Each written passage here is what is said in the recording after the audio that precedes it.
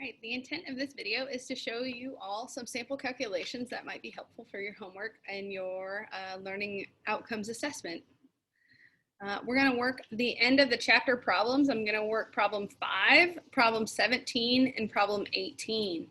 So we'll read them first and then I'll switch over to the whiteboard and we'll start working them out and we'll kind of just go back and forth like that. So the very first question is question 5. So question 5 states, let me try to see if I can zoom in. Well, I can't. All right, so question 5, a coal burning power plant generates electrical power at a rate of 500 megawatts, or, and they give you that value in scientific notation, or megawatts is also 5.00 times 10 to the 8th joules per second. So 5.00 E8 joules per second. Sorry, I'm going to write some notes down on my paper. Okay, the plant has an overall net efficiency of 37.5%. So 37.5% efficient. Okay, so the power plant always has to be running and producing 500 megawatts of energy, but it's only 37.5% efficient at maintaining that, which means that they're going to have to be burning essentially more coal. How much more, like what, 62.5% more coal just to maintain 500 megawatts. So coal plants tend to be very inefficient at their conversions. But anyway, so the plant has overall net efficiency of 37.5%. So part A, calculate the electrical energy in joules generated in 1 year of operation and the heat energy used for that purpose. So calculate the electrical energy in joules in 1 year of operation and the heat energy used for that purpose. So the joules needed for 1 year of operation. So I'm thinking joules per year. So we need to convert essentially joules per second, because we know that the power plant, joules per second, we know the power plant, joules per year. Sorry, we know that the power plant produces 500 megawatts, which is this many joules per second, but we need to calculate that in joules and the electrical charge in joules per year. And then we can use the percentage here to figure out how much heat energy is used to create that 500 megawatts. So let's share my screen. Let's look at my, use my notepad here.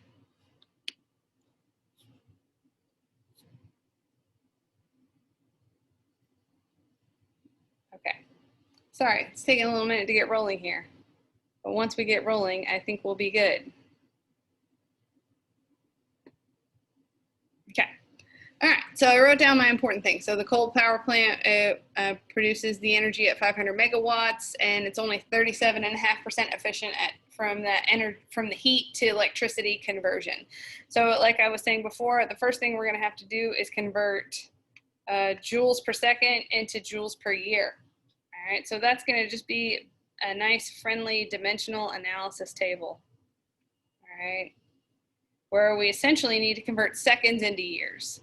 So if we start by writing in our 5E8 joules for 1 second, we need to get rid of seconds. So 60 seconds is in 1 minute, right? So seconds would cancel. Now I'm in minutes. 60 minutes in 1 hour. Minutes cancel, now I'm in hours. There's 24 hours in 1 day. So hours are canceling. And there are 365 days in 1 year. So days cancel, and I now have converted joules per second into joules per year. So grab my calculator here, 5E8, right? And we multiply by the, we multiply all of the things in the numerator and divide by everything in the denominator, which is just 1. So we're just going to do a bunch of multiplication here. So 5E8 times 60 times 60 times 24 times 365, and I get 1.58 E16 joules per year. And remember, three significant figures because my initial value up here started with three significant figures. So 1.58 E16 joules per year. That's how much electricity is generated in a year. But now we need to know, what is the heat energy used to create that much electric energy? Remember, heat, the coal's burned, the steam, the heat heats up water, the steam turns the turbines, and that is not 100% efficient. So what we can do to figure out how much heat energy was needed to create this much electrical energy is we would divide this value. So take that value and we would actually divide it by its efficiency, 0.375, and divide it by its efficiency in decimal format. So if we take that number and divide it by the efficiency of the power plant, we'll see that it actually takes 4.2 E16 joules of heat energy per year. Okay, so the red number, this is our electrical joules, electrical energy per year, and the 4.2 E16, which is a greater number, that's how much heat that needs to be given off at the coal plant in order to generate 500 megawatts of electricity per second. So that's one question. All right, so if we move to a second question, I'm just going to read it from the book. I'm going to read question 17 from the back of the book. Write a balanced chemical equation for the complete combustion of N-heptane, which N-heptane is N-heptane, hopefully heptane. Heptane has the prefix hept, which is 7, so that's C7H. Sorry, this is getting a little crazy. 16. All right, so complete combustion, balanced chemical equation. Remember, anything that combusts, C7H16, requires oxygen gas, and we're going to make carbon dioxide and water.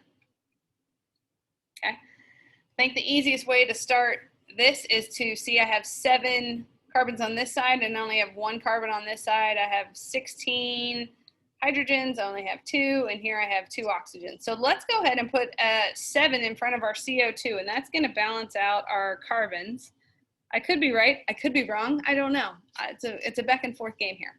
Okay, so if I put a 7 right here, that gives me 7 carbons, and I have 7 carbons. I need also, I have 16 hydrogens, I only have 2 over here, so if I multiply this by 8, that would give me 16 hydrogens, correct?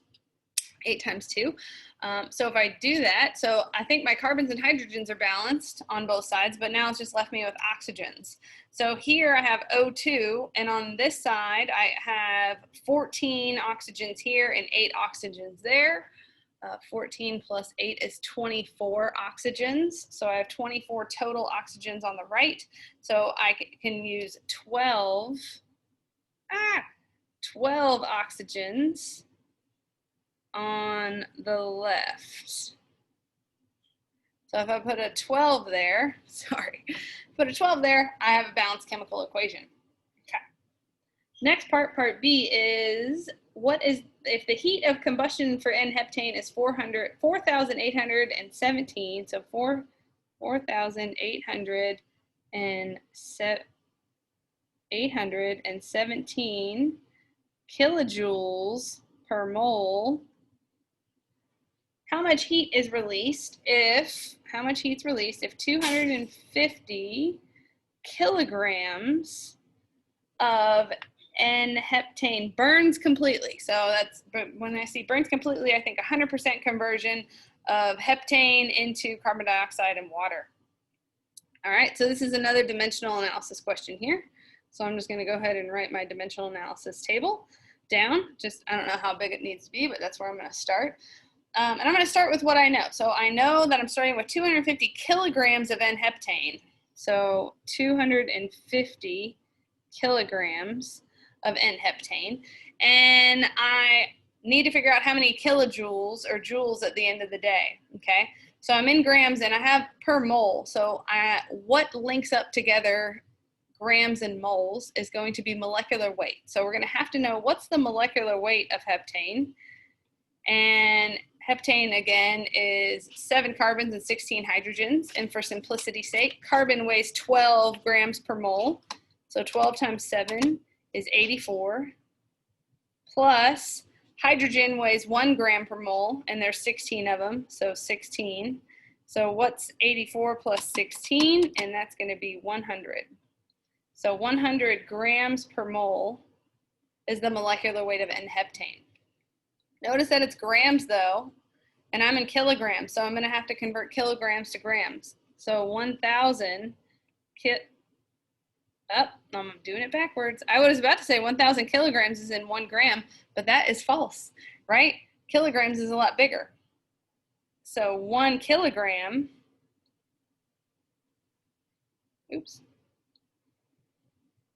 So 1 kilogram is made up of 1,000 grams. Okay, so now I'm in grams of heptane. Now I need to get to moles of heptane because I know the kilojoules per mole of heptane, but right now I'm in grams. So I can get from grams of heptane to moles of heptane through molecular weight because 100 grams of heptane is 1 mole of heptane. Okay, so notice my kilograms have canceled, my grams have canceled. Now I'm in moles of heptane. And I do know that it's 4,817 kilojoules for every 1 mole of heptane. See how my moles cancel there. So now I'm in kilojoules. My unit's in kilojoules. And the answer doesn't say whether or not to be in kilojoules or joules, but let's just go to joules. So if I have if I'm in kilojoules, in order to go to joules, I would say that 1 kilojoule is 1,000 joules. Okay. So when I crunch my numbers in my math here, I'm going to do 250. I'm going to multiply it by 1,000, and then I'm going to divide it by 100. I'm going to multiply that by 4,817, and I'm going to multiply that final answer by 1,000, and I see that the final answer to 3 significant figures is 1.20 E10 joules. So that's how you can work problem number 17. So again, big key things is you need molecular weight. We needed to calculate the molecular weight. If we start in grams and a unit is telling you the amount of energy in, energy per mole, then you're going to have to use molecular weight of that compound to convert from grams of that compound into moles of that compound. All right, so make sure units cancel, cancel, cancel.